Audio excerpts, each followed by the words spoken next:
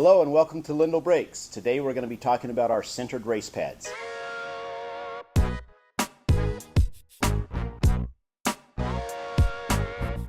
This is the newest pad in our lineup. We're super excited about this. This was brought about by the advent of the Moto America King of the Baggers racing, where we needed super high energy brake pads to stop these heavy bikes that are going at ballistic speeds.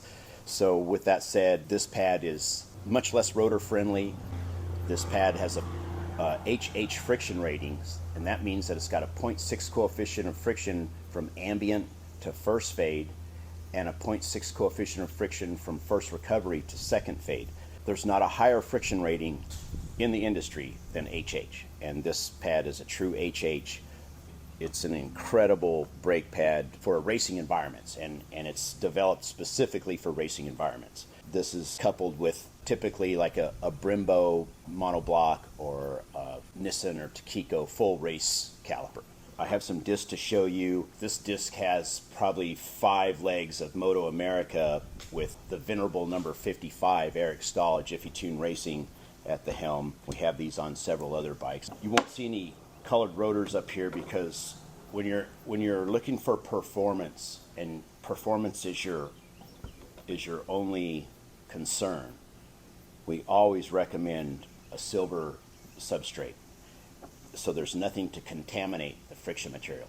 The friction material can get seeded onto the substrate very fast and provide predictable, repeatable performance on any track in any weather conditions. We've been in development of this pad for about the last year. We've done extensive testing on bikes, on dynos, and we're super proud of this brake pad. We money back guarantee it. If you put this on your bike and you're less in love with it for any reason, we'll cheerfully refund your money. This has almost a full season of Moto America racing on it.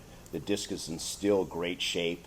There's no discoloration, hot spots, no galling of the rotor. This is an indicator of a good friction coupling. The 410 DBER mated with our new kit race pads is unflappable. You can't beat it. With that said, here's a back rotor with a full season on it. Again, still in very nice condition.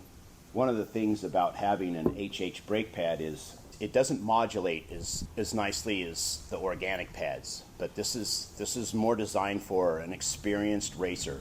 Already have their braking markers established. They're not trying to modulate on the binders as much. They're hitting a braking point, they're on the binders, they're off the binders and on the throttle. So they're loading the front end of the bike, they're off of that load, and they're loading the rear end of the bike. So this is what this pad's designed to do. Because you're on the binders for less time than you would be on the organic Xtreme, for instance, less temperature is actually generated. Even though this is a harder pad, less temperature is generated to the substrate, which is important because this keeps the disc from tapering, warping, or getting the galling from the gases that are created under friction.